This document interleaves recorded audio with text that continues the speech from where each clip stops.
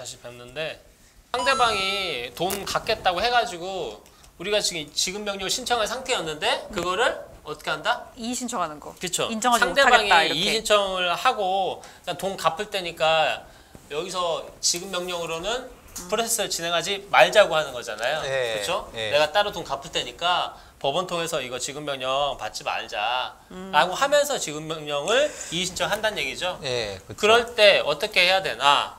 근데 저희 이런 경우 있어요. 그 뭐지? 이거 주제랑 딱 맞아 떨어지는 건데 돈 빌릴 때는 내가 언제 줄게 이러고 빌리잖아요. 그런 다음에 꼭 갚을게 하다가 안 돼서 이의 신청을 했는데 저는 그런 적 없는데요 라고 발뺌하는 경우 있죠. 아니, 방법은 여러 가지가 있어요. 예. 돈을 갚겠다고 하면서 이의 신청하면 믿고 그냥 기다리는 방법이 있고, 그리고 법적으로 대응하는 방법이 있죠.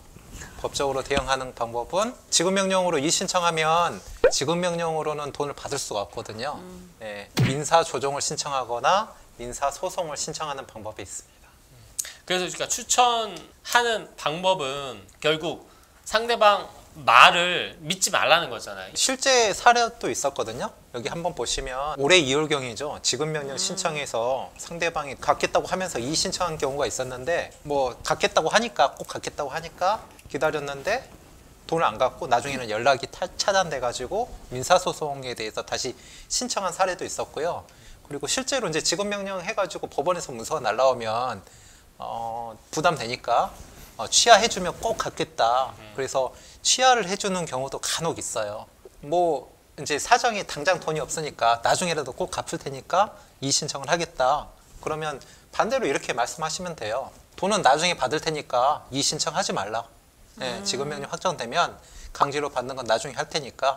근데 보통 이의 신청을 하거나 취하를 하라고 하시는 분들 중에 돈을 갚는 경우가 많지는 않은 것 같아요. 왜냐하면 사실은 지급명령이 확정되지 않으면 법적으로 강제로 받을 수 있는 방법이 없으니까. 그렇지. 예, 아직까지 안 주고 있어서 법적인 조치까지 했는데 그게 효력이 없는데 갚은 사람이 있을 수도 있긴 하겠죠. 근데 안 갚는 경우가 굉장히 많고, 그래서 이제 그것 때문에 머니백 민사소송을 개발하게 됐어요. 그러니까 저희도 워낙 지급명령이 많다 보니까 이의 신청률이 11.9%거든요.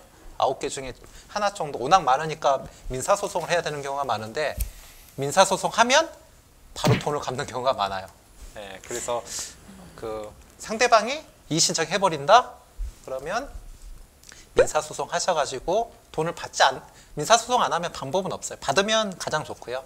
못 받으면 그렇게 하시면 될 것 같습니다. 그러니까 쉽게 말해서 네. 상대방 세무자 말 믿지 말고 취하라고 해도 절대 믿지 말고, 지급명령 법원에서 날라간다는 게 상대방한테 무슨 전과도 아니고 별거 아닌데 그걸 취하라고 하는 사람도 있거든. 그렇게 생각을 하고 이게 무슨 전과처럼 생각하는 사람들이 있어요. 법원에서 뭐 날라오면 큰일 나는 줄 알고. 근데 어쨌든 그런 걸 이용해서라도 해야 되니까 오히려 채무자를 압박한 수단으로 하는 경우도 있으니까 취하란 말은 절대로 들으면 안 된다. 그렇죠? 약간 그러면 이의 신청을 하면 무조건 민사로 넘어갈 수밖에 없는 거죠. 두 가지 방법이 있어요. 네. 이의 신청하면 할 수 있는 방법은 민사 조정을 신청하거나 민사 소송을 신청하는 거예요. 조정이 뭔지 아세요? 승현 씨, 조정이? 아니요? 뭐가 달라요? 민사소송이랑? 조정이라는 거는 둘이 합의를 해서 결정을 하는 거예요. 예를 들어서 이혼? 내가 이제 비슷해요, 이혼. 그러니까 이혼해보셨어요? 사랑과 전쟁을 많이 해가지고. 그러면 뭔가 느낌은 있었겠네요. 조정이 뭔지. 예를 들어서 내가 500만 원 빌려주는데 갚아라 그랬는데 상대방이 난 돈이 300이다. 없으니까 한 네. 300만 원이면 내가 갚을게. 그렇게 말하는 게 조정이에요. 조정. 근데 이제 조정이라는 게 상대방 의사에 끌려가야 되는 경우가 많고 조정을 안 하겠다 그러면 효력이 없어요. 그래서 조정으로 해결되는 경우가 많지는 않고 민사 소송으로 해야지 해결되는 경우가 많아서 거의 다 민사 소송을 하고 계시고요.